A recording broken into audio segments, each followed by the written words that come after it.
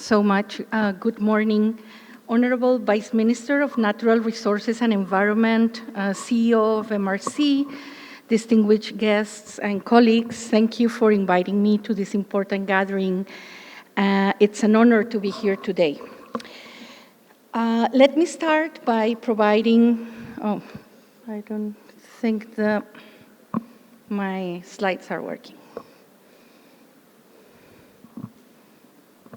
Okay, so next. Let me start by providing some context to this presentation. I would like to outline some figures with regard to the state of transboundary basins around the world. There are 310 transboundary river basins and nearly 600 transboundary aquifers in the world. About 47% of the world's growing population live in transboundary basins, and these numbers are even higher when we account for those living in transboundary aquifer and lake basins. With economic development, population growth, and climate change, the reliance on transboundary water will further increase, posing additional pressure on water resources. By 2050, between 50 to 100% more people could live in water-stressed transboundary basins. That's when comparing with today's reality. Around 2/3 of the world's transboundary rivers do not have a cooperative management framework in place. Cooperation around the management and development of transboundary water resources requires platforms for inter-country engagement and knowledge sharing, commonly provided by river basin or other regional organizations, as well as agreements or instruments that enable collaborative action. Since 2000, a dozen of different donors have entrusted the World Bank transboundary water programs, allowing us to grow our regional transboundary activities around the globe. Certainly, that's not enough. The World Bank has been supporting national governments and riparian countries through transboundary dialogue in their efforts to strengthen mutual understanding and knowledge exchanges, reduce tension, and increase cooperation across borders for better management of the shared water resources.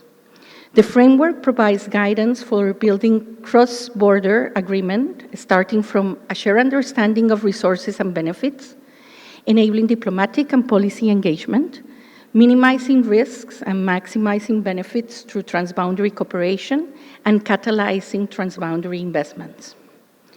The World Bank has a long history of engagement in the Mekong, supporting the riparian states and the MRC since its inception. The World Bank has been supporting riparian countries in harnessing policy dialogue and improving transboundary coordination and country-level dialogues through facilitation and guidance, including through providing access to global expertise on transboundary water governance. This support has also included undertaking major reforms in the water sector and aligning regional to national level policies and planning. For example, we have welcomed a working group of the International Fund for Saving the RLC on a study tour to the MRC.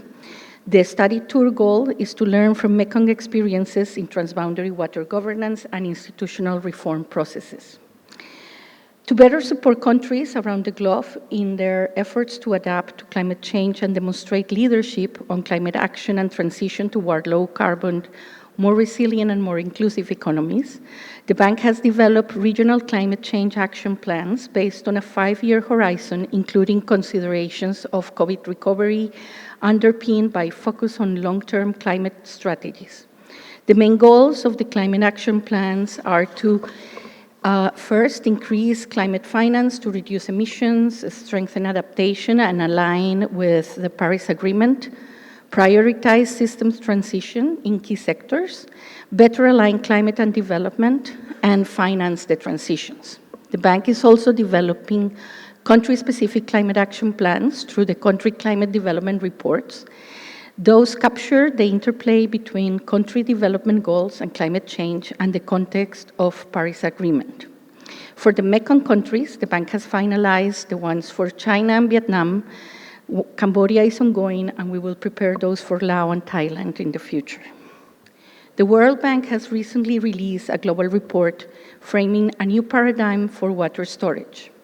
It recognizes important role of nature in storing water, which is supplemented where necessary with built storage to enable greater control of the resource when and where it is needed most.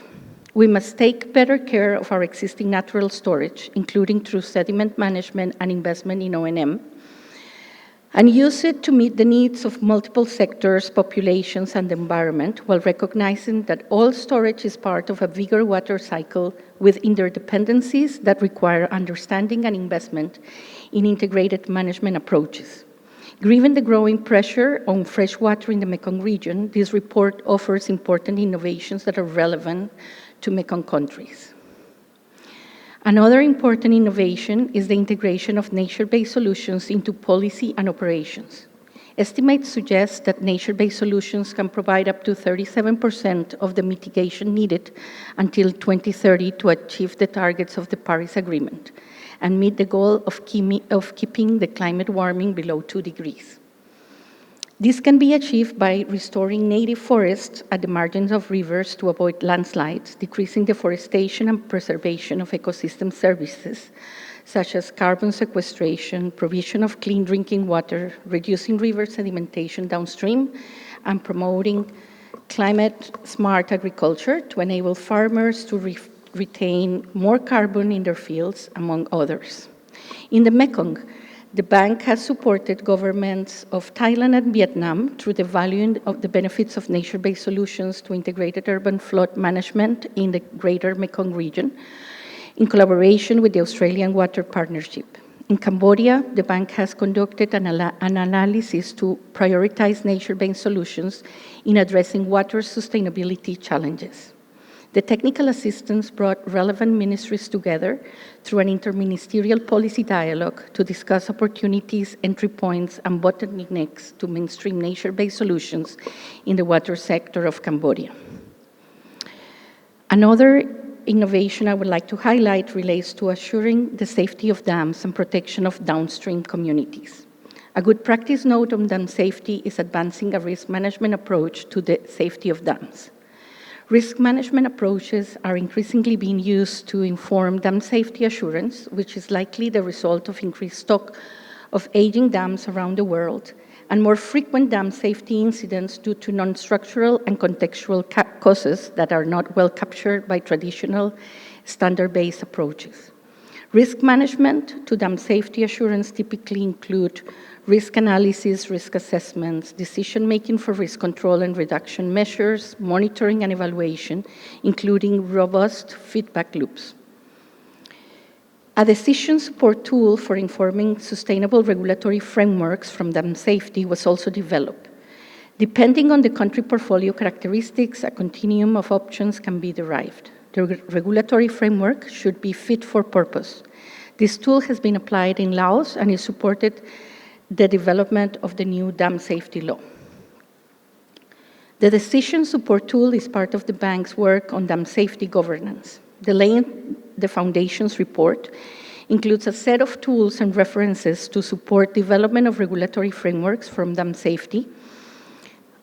It provides a comprehensive analysis of regulatory frameworks and assessing the range of legal, institutional, technical, and financial options that can be used by countries to inform the development of appropriate frameworks for sustainable assurance. The analysis informs the establishment of regulatory regimes and institutional arrangements for dam assurance, provide a framework for gap analysis aimed to enhancing existing legal regimes and institutional arrangements for dam safety assurance, and guides the design of projects aimed at supporting the establishment or strengthening of regulatory frameworks for dam safety assurance.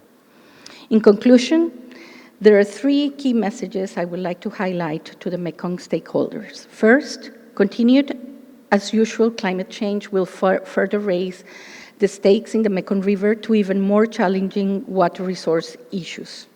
Second, we could potentially lose major parts of the delta in Vietnam and the Tonle Sap Lake in Cambodia, which is the most complex hydroecological system in the world and by far the most productive global freshwater fishery.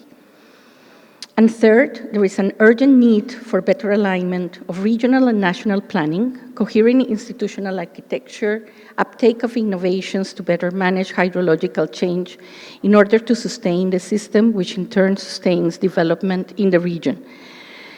Finally, I would like to share the link of some of the publications and resources that I have touched upon in my presentation. In addition, I would like to highlight that the bank is working with other development partners towards the establishment of a global facility for transboundary water cooperation that would serve as venue for countries needing assistance around transboundary dialogue and engagement, seed financing for their work, and provide access to larger financing for investments. Thank you so much.